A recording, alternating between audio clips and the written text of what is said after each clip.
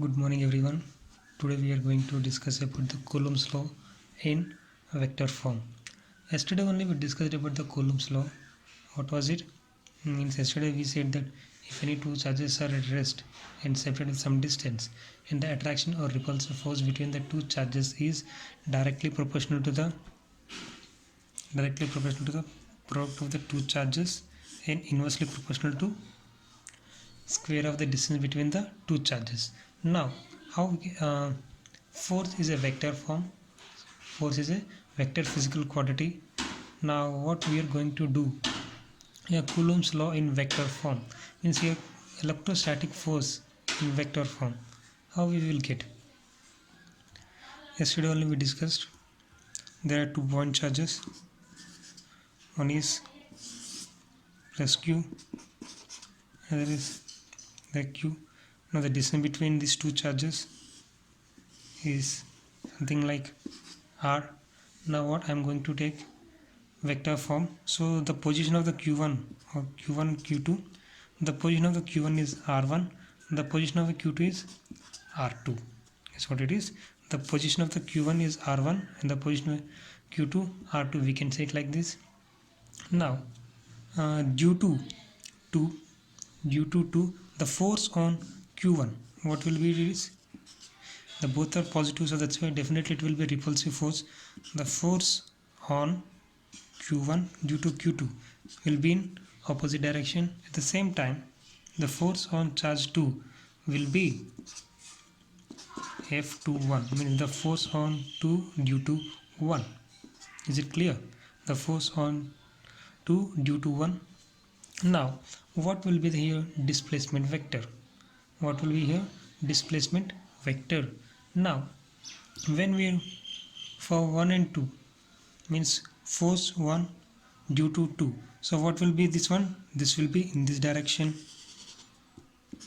This will be in direction. In here position vector, how we can find? Final minus initial. Here what will be the initial? R2 will be initial, R1 will be final. Means R1 bar minus R2 bar. Clear? Now for F12 bar, what will be the displacement vector? R1 bar minus R2 bar. R1 bar is what? Position vector for the Q1. R21 is what? Position vector for the Q2. Clear? Now for F21, same thing. This will be in this direction. So here what will be the final one? What will be the initial one? Final is R2, initial is R1. That is the reason R2 bar 1 minus R1 bar. Is it clear? Now next one. Now what we are going to do is from yesterday on we know that for this one is directly proportional to what? Q1 Q2 by distance is how much? R square. Here I am going to write modulus of R square or R square, anything we can write modulus of R square or R square, that is our wish. Now into what will be the direction here? What will be the direction here? Now we can say that directly, we can say that here for F12 what it is? This will give the direction from which one? R1 bar minus R2 bar. R1 bar minus R2 bar whole cap. Whole cap means here we can say that R1 bar minus R2 bar. This one means R1 minus R2 definitely will be equal to R. That's what it is. R1 bar minus R2 bar. How much it will be? It will be equal to what? R. And this one we can say it as what? R12 bar. What it is? R12 bar. And now here what we can write? F12 is directly proportional to what? Q1 Q2 by modulus of R square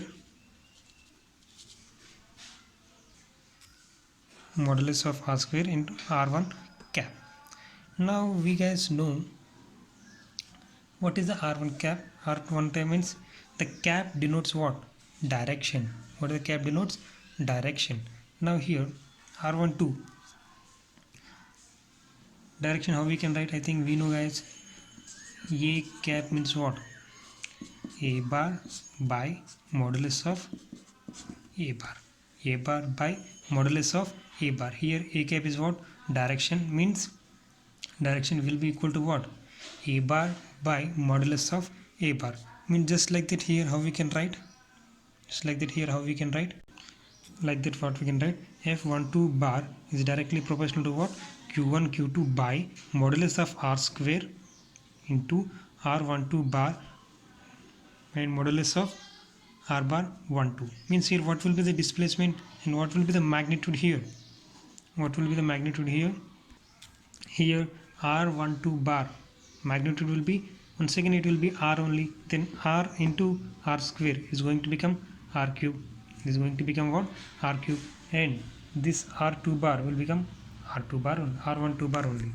See guys, now the F12 directly proportional to Q1 by Q2 R12 whole square into what it is, R12 bar modulus whole by R12 bar, means magnitude.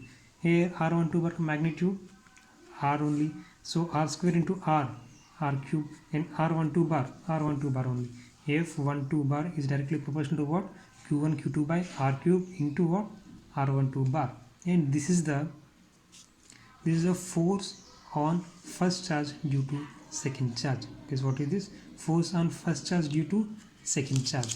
If you want to take force on, if we want to find the, if we are going to find the same, means similar only, this F21 means force on second charge due to first one is directly proportional to what? Q1 Q2 by R square, the distance square, into the direction is going to become what? The direction is going to become R2 minus R1 whole cap, and this one R2 bar minus R1 bar, we can write it as R21 bar. Clear? Now cap, R21 cap, we can write this one R21 bar whole by modulus of R21 bar. Clear? So this one directly we can write it as F21 is directly proportional to what? Q1 Q2 by R square, Q1 Q2 by R square, and this one R21 whole bar by R21 whole bar modulus of R21. Here R21 modulus means the magnitude of the R21, and what is the magnitude of R21? Once again R means F21 bar is directly proportional to what? Q1 Q2 by R cube into R21 bar. Is it clear? So this is the force on second charge due to first charge. So this is the vector form. And what is the earlier equation? The before equation is what? F12 is directly proportional to Q1 Q2 by R cube into R bar 12. And here F21 is directly proportional to what? Q1 Q2 by R cube dot R21 bar. Means this is the vector form. Means here you will get two forces. One is force on 1 due to 2, and another one is what? Force on 2 due to 1. And another thing we need to say, the magnitude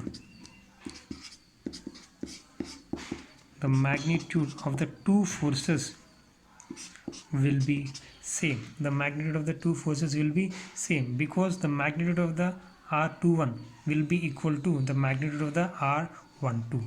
The magnitude of the R12, what it is? R only. Again R only. Is it clear? So this is the vector form of the Coulomb's law. If you want to write something like directly, F12 bar will be equal to minus F21 bar. Magnitude is same but direction will be opposite. Clear? As this is the vector form of Coulomb's law. Vector form of. Now next concept is what? Limitations of Coulomb's law. As what is this one? Limitations of Coulomb's law. Now there are a few 2 to 3 limitations of Coulomb's law is there. Now we are going to discuss about these limitations, and there are some problems based on this Coulomb's law. The problems we will discuss in the tomorrow class. Okay, today we will complete with this uh, class with the limitations. Okay, now one by one we are going. Now first one, what is the first one? In the starting only I said that we are taking point charges. We have taken point charges. Now I think what is meant by point charge? I think maybe you guys know what is meant by point object, like point mass, and here point charge. Means if compare with the distance, the magnitude of the charge is very less, then we can say that that is a point charge, and that is what point charge. Clear? Now we can say don't our mass of the earth is very huge. Mass of the earth is very huge. Can we take this one as a point size object? Yes, we can take the earth as a point size object, because if you from where you're measuring, the distance is very large. For example, 1000 of light years or 2000 light years. If another object is there, our earth is here, and the distance is what very large compared to the earth, then we can say that earth is a point size object. Is this clear? Now first limitation is what? It is valid only for point charges. Guess what is this one? What is the first limitation? Coulomb's law is valid only for point charges. Coulomb's law is valid for only point charges. Clear? Now, sir, if that is not point charges, no, we cannot applicable with the Coulomb's law. Now, next one. What is our chapter name? Electric fields and charges. In the main unit we can say that electrostatics.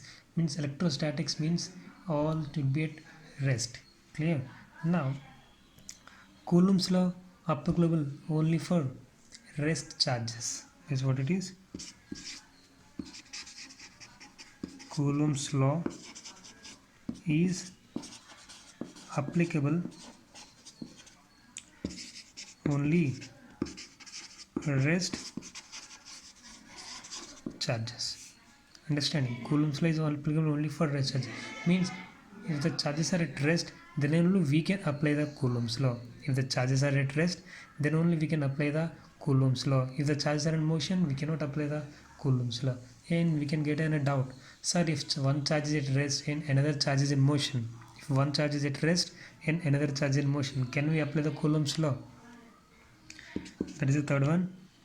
And if one charge is at rest, another charge is in motion, we can apply the Coulomb's law. That's what it is. If one charge is at rest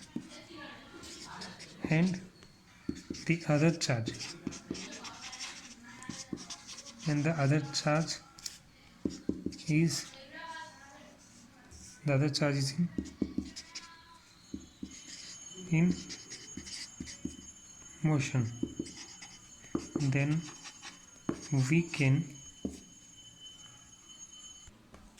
if one charge is in rest and the other charge is in motion, then we can apply the Coulomb's law. Okay, is this clear?